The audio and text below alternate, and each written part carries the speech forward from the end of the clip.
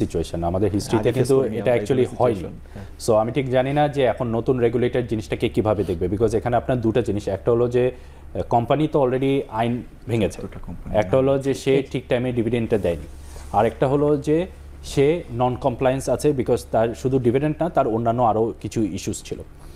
এখন টেকনিক্যালি সে যদি ডিভিডেন্ড দিয়ে দেয়, আইনও বলে যে তার ক্যাটাগরি চেঞ্জ হতে পারে, বাট রেগুলেটরে দেখার বিষয় আছে যে রেগুলেটর কিভাবে তাকে পানিশ করবে, কারণ অবশ্যই আপনাকে পানিশ করতে হবে, এটা তো আপনি ছেড়ে দিতে পারবে না। আর যদি কোম্পানি বলে যে আমি ক্যাশ ফ্লোর জন্য আমি দিতে পারবো না, আর হঠাৎ করে সে যদি ডিভিডেন্ড দিয়ে দেয়, তাহলে এই ক্যাশটা কোনখান থেকে আসলো, এটাও তো আমার প্রশ্ন, বড় প্রশ্ন। আমি কিন্তু মনে করি যে এই জিনিসটা একটু ভালোভাবে ইনভেস্টিগেট করা উচিত যে কেন অ্যাকচুয়ালি ওরা দেয় নাই। আপনি যদি হঠাৎ এই সপ্তাহের মধ্যে যদি সব জায়গায় সব মানে বিনিয়োগকারীকে যদি দিয়ে দিতে পারেন টাকাটা, এই টাকাটা কোথায় ছিল?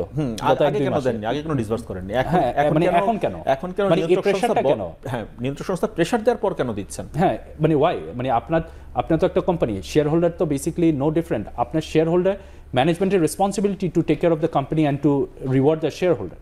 তো আপনি শেয়ার হোল্ডারদেরকে রিওয়ার্ড কেন করেননি? আপনি ডিক্লেয়ার করেছেন, এজিএম করেছেন, আপনি সব প্রসেস করেছেন, টাকা দেওয়ার সময় টাকাটা দেন।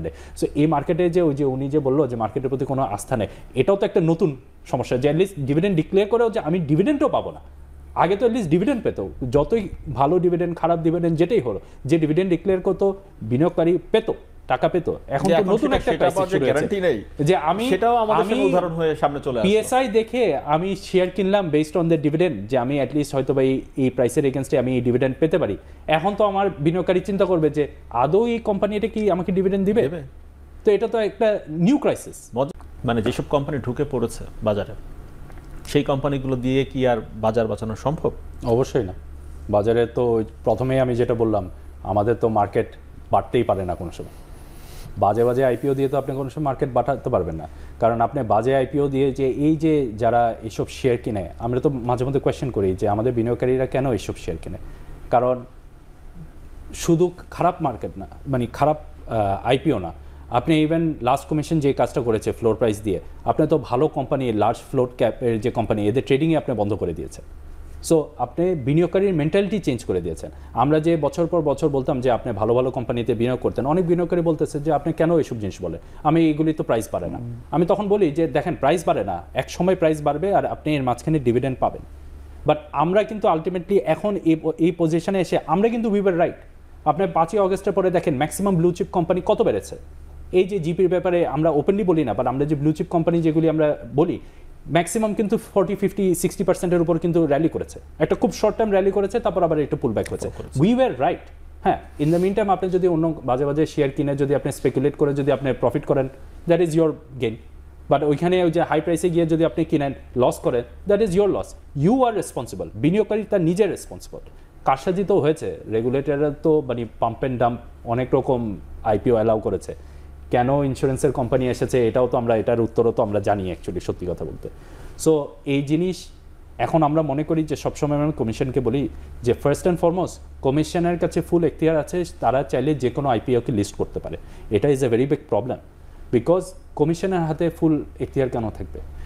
তাকে commission and Dhaka stock exchange, Chittagong stock exchange stake হোল্ডারের সাথে মিলে বাইরের দেশে, অন্যান্য দেশে যেভাবে প্রসেস হয়, যে IPOs actually come from the exchange. একটা issue manager will go to the exchange, issue manager will concurrently also give the same reporting to the regulator. দুই জায়গায় গিয়ে যদি রেগুলেটর ডিসাইড করে হ্যাঁ আমার পেপার সব ঠিক আছে, আমি ওকে অ্যালাউ করতে পারি, স্টক এক্সচেঞ্জ কিন্তু ডিসাইড করবে যে আমি এই আইপিওটাকে ফ্লোট করব নাকি না, কারণ আলটিমেটলি এটা আমার প্ল্যাটফর্মে। আমরা কিন্তু স্টক এক্সচেঞ্জের একজন শেয়ার হোল্ডার, আমার এখানে বাজে প্রোডাক্ট আসা মানে আমার স্টক এক্সচেঞ্জের ভ্যালু থাকে না। এই যে উনি যে খুব সুন্দর করে বললো যে আমি তো স্টক মার্কেটের উপর কোনো আস্থা রাখি না, আমরা যে বিজনেসে অপারেট করি ইট ইজ ট্রু, আস্থা রাখা খুব ডিফিকাল্ট, আমাদেরকে একটা ক্লায়েন্ট অর্জন করা খুবই ডিফিকাল্ট। ম্যাক্সিমাম টাইমে আমি যখন একটা নতুন ক্লায়েন্টকে যখন আমি অ্যাপ্রোচ করি, সে তো বলে যে আমি কেন আপনার স্টক মার্কেটে ইনভেস্ট করবো, এটা তো খুব বাজে জায়গা, এখানে তো আমার আস্থা রাখা যায় না। অ্যান্ড আমি ওনার সাথে ডিনাই করি না, উনি যেটা কথা বলতেছে সত্যি কথা বলতেছে। বাট আমাদের তখন ওনাদেরকে বলা হয় যে দেখেন, অনেক ভালো ভালো কোম্পানি আছে যেগুলি আন্ডার ভ্যালুড আছে, বা আপনি যদি খুবই লং টার্ম বিনিয়োগের যদি চিন্তা করেন, যে কিছু টাকা কিনে রেখে দেন, এখানে যেটা অ্যাটলিস্ট হয় যে আপনার শেয়ারটা যদি ভালো ব্রোকারেজের মধ্যে থাকে, আপনারা এই শেয়ার নিয়ে চিন্তা করতে হয় না। যে এভাবে কিন্তু আমরা ক্লায়েন্ট অর্জন করছি, but this is not a long term solution.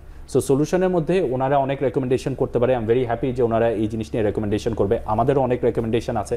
আমরা আশা করি যে নতুন কমিশন জিনিসটা দেখবে যে স্টেক হোল্ডারের সাথে, জেনুইন স্টেক হোল্ডার যারা অ্যাকচুয়ালি মার্কেটের পজিটিভটা চায়, তাদের সাথে কথা বলে ওনারা বেটার করবে। আর ওনারা এইভাবে বিনিয়োগকারী প্রতিদিন একটা নতুন নতুন জিনিস চাবে, এটাকে নিয়ে যদি ওনারা ফোকাস করে বিসেক বেশি আগাতে পারবে না।